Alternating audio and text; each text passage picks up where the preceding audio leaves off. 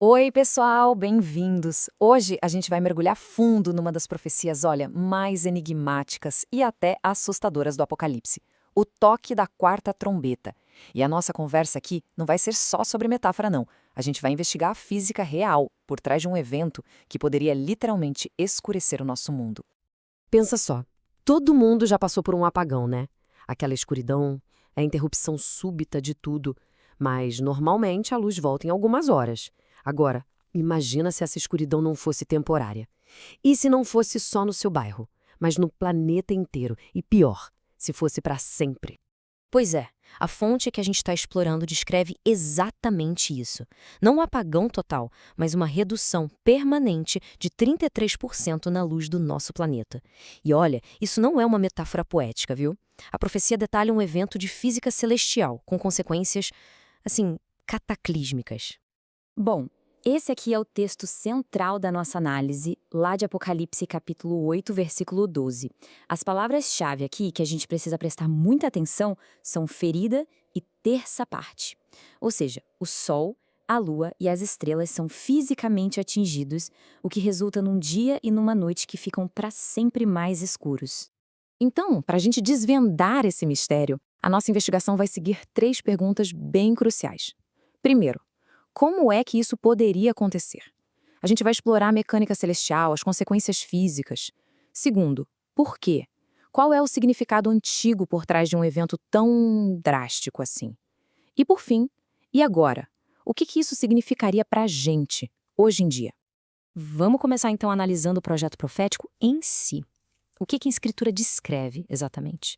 Porque, né, antes da gente entender o porquê ou as consequências, a gente precisa primeiro entender o que seria esse evento cósmico. Ok, agora que a gente já estabeleceu o que, vamos mergulhar no porquê. Para entender o significado mais profundo por trás desse evento, a gente precisa dar uma olhada nos textos judaicos antigos. São eles que nos dão a chave para decodificar o que os céus, talvez, estejam tentando nos dizer. Olha só que interessante. O Midrash, que é uma antiga coleção de ensinamentos rabínicos, introduz um conceito fundamental: Bemidá Nisteneu. A ideia é que o universo foi criado com uma medida precisa. Cada fóton, cada partícula de luz é contabilizada. Isso quer dizer que uma redução de 33% não seria um acidente caótico, mas sim um ajuste, sabe? Um ajuste deliberado e calculado no sistema cósmico. E o Talmud, que é o texto central da lei e da teologia judaica, leva essa ideia ainda mais longe. Ele ensina que eventos como eclipses não são meros acidentes. Eles são, na verdade, telegramas cósmicos, mensagens intencionais para a humanidade.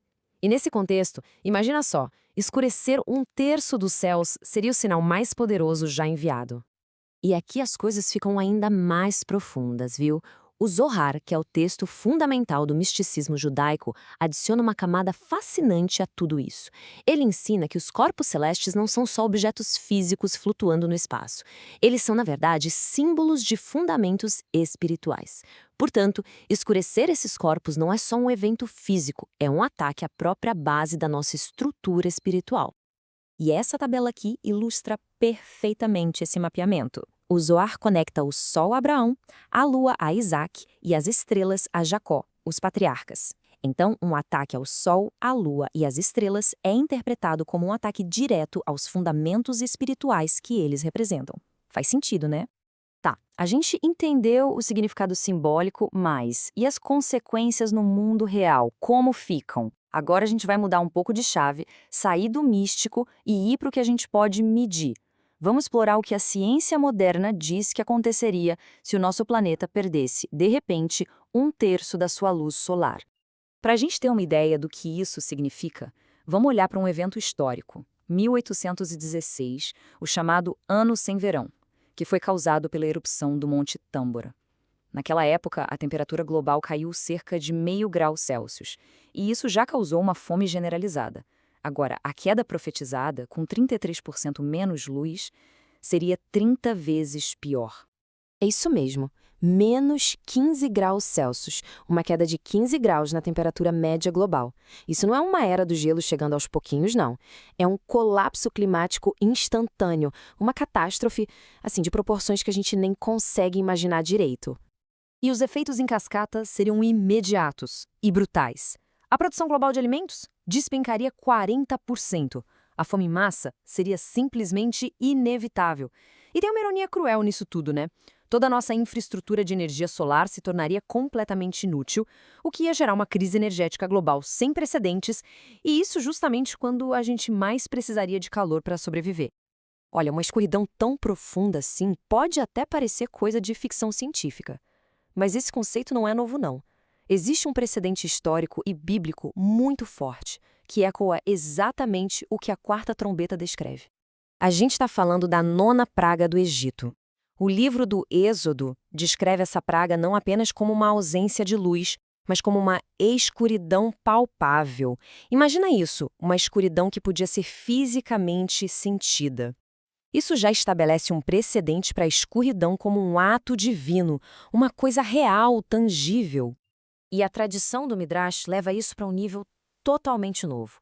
Segundo ela, a escuridão no Egito não era só falta de luz. Era, na verdade, uma substância sobrenatural com 7 camadas diferentes de intensidade.